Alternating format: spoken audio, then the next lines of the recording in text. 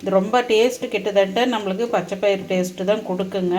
ரொம்ப ஹெல்த்தியானதுங்க. எல்லா வகையுமே குழந்தைங்களுக்கு பழக்கி விடுங்க. ஸ்கூல் டைமில் சாப்பிட்லன்னா லீவ் டைமில் நீங்கள் பழக்கி விட்டுருங்க.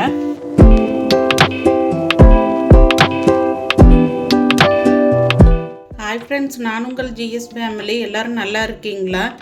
பார்த்திங்கன்னா இன்றைக்கி நான் நரிப்பயிர் வச்சு ஒரு குழம்பு பண்ண போகிறேங்க. இது கிட்டத்தட்ட பச்சை பயிர் சைஸில் இருக்கும். கொள்ளு இந்த தனியா கலரில் இருக்குங்க. இது நைட்டு ஊற வைக்கணும்னு அவசியம் இல்லைங்க. பார்த்திங்கன்னா இதை நான் வெங்காயம் உரிக்கிற நேரம் போட்டிருக்கிறேன். வாஷ் பண்ணி கழனி தண்ணி விட்டு அதுக்கப்புறம் சின்ன வெங்காயம் பூண்டு போட்டிருக்குறேங்க. இதோட கொஞ்சம் பெருங்காயத்தூள் போட்டுக்கிட்டு அதுக்கப்புறம் மஞ்சத்தூள் உப்பு போட்டு நாம் வேக வச்சிடலாங்க. கொஞ்சம் போல் வெந்தயம் போட்டுக்கலாம். எல்லா பயிர் வகைக்குமே கொஞ்சம் வெந்தயம் போட்டு வேக வச்சுக்கோங்க, உடம்புக்கு ரொம்ப நல்லது.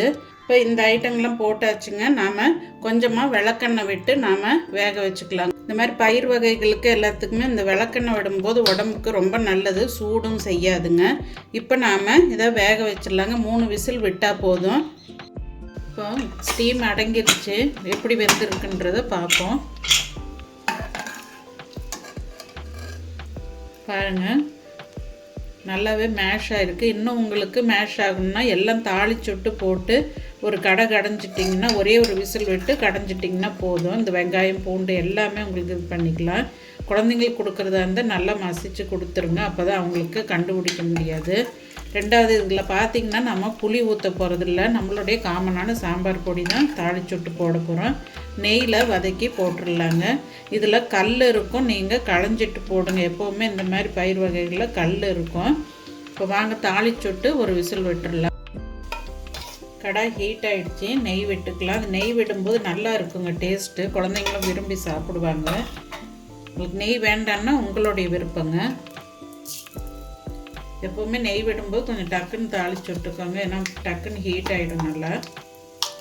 நம்ம வெந்தயம் அதிலே போட்டு வேக வச்சதுனால கடுகு போட்டு கொஞ்சமாக சீரகம் போட்டுக்கலாங்க. ஏன்னா தாளிப்படகம் போட போகிறோம். நல்ல மணமாக இருக்குங்க அந்த பச்சை பயிறு இதுக்கெல்லாம் தாளிப்படகம் போடும்போது. இப்போ அதில் சின்ன வெங்காயம் போட்டிருக்கோம். இருந்தாலும் கொஞ்சமாக ஒரு பெரிய வெங்காயம் ஒரு 1/4 பகுதி நான் அரிஞ்சு போட்டிருக்கிறேன். அடுத்தது தக்காளிங்க. தக்காளி தான் இதுக்கு புளி சுவை கொடுக்கும், புளி போடக்கூடாது. அடுத்து கருவேப்பிலை போட்டுக்கலாங்க.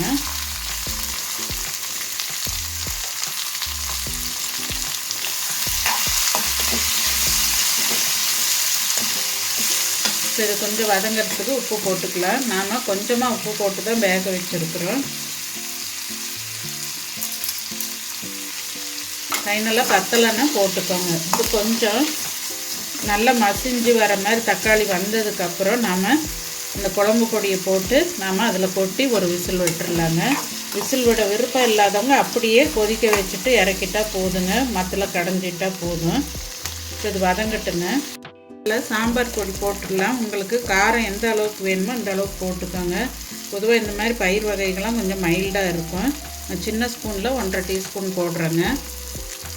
இதையும் வதக்கிட்டு நான் சொன்ன மாதிரி விசில் விட விருப்பம் இல்லாதவங்க அப்படியே எடுத்து கொட்டிக்கலாம்.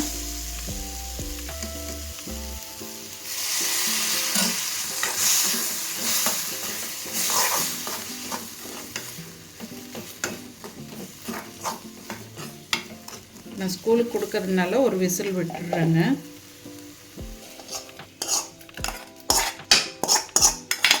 உங்களுக்கு ரசம் வேணும்னா இந்த பயிர் வேக வச்சு தண்ணி கொஞ்சம் எக்ஸ்ட்ரா விட்டுக்கிட்டிங்கன்னா ரசத்துக்கு நீங்கள் தண்ணி வடிச்சுக்கலாங்க. நான் ரசம் வைக்கலைங்க, அதனால் வெறும் குழம்பு வைக்கிறதுனால இது நீங்கள் டிஃபனுக்கும் தொட்டுக்கலாங்க. காரம் போடுறதுனால நல்லா இருக்கும். இதுக்குன்னு தனியாக சட்னி அரைக்க டைம் இல்லாதவங்க டிஃபனுக்கு இது பண்ணிக்கலாம். இப்போ இது நம்ம இன்னும் கொஞ்சம் தண்ணி விட்டு நம்ம ஊற்றிக்கலாங்க.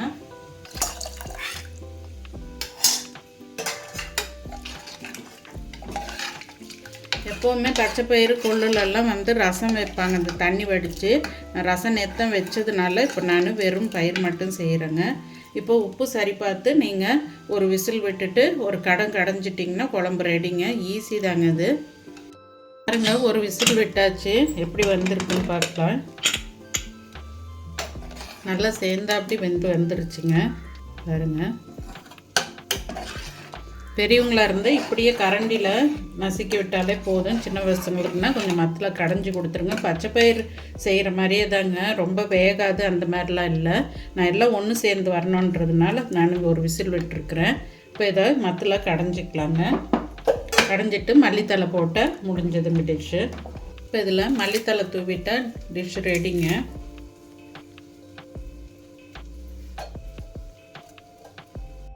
ஃபைனலாக குழம்பு ரெடி ஆகிடுச்சுங்க. எவ்வளோ நல்லா இருக்குது பாருங்கள். நீங்கள் இந்த பாசிப்பருப்பு குழம்பு, பச்சைப்பயிறு குழம்பு இதெல்லாம் வைப்பீங்களா, அந்த டைப்லேயும் வைக்கலாம். இது ரொம்ப டேஸ்ட்டு கிட்டத்தட்ட நம்மளுக்கு பச்சைப்பயிறு டேஸ்ட்டு தான் கொடுக்குங்க. ரொம்ப ஹெல்த்தியானதுங்க. எல்லா வகையுமே குழந்தைங்களுக்கு பழக்கி விடுங்க. ஸ்கூல் டைமில் சாப்பிட்லன்னா லீவ் டைமில் நீங்கள் பழக்கி விட்டுருங்க. இது பார்த்திங்கன்னா டிஃபனுக்கும் தொட்டுக்கலாங்க. இதில் ரசம் எடுக்கிறதுனால நம்ம பருப்பு தண்ணி வடிச்சிட்டு ரசம் எடுத்து செஞ்சுக்கலாம். எல்லா பயிர் வகைகளும் நீங்கள் பார்த்தீங்கன்னா சூப்பு மாதிரி எடுத்து குடிச்சிக்கலாம். ரொம்ப டேஸ்ட்டாகவும் ஹெல்த்தாகவும் இருக்குங்க. எல்லா பயிர் வகைகளும் ஒரு விதமான சத்துக்கள் இருக்குங்க. அதனால் இதை வச்சு பாருங்கள், எப்படி வந்ததுன்றதை சொல்லுங்கள். நான் வச்சுருக்க மெத்தட் உங்களுக்கு பிடிச்சிருக்கான்னு சொல்லுங்கள். ஓகே ஃப்ரெண்ட்ஸ், அடுத்த ஒரு வீடியோவில் சந்திப்போம். பாய்.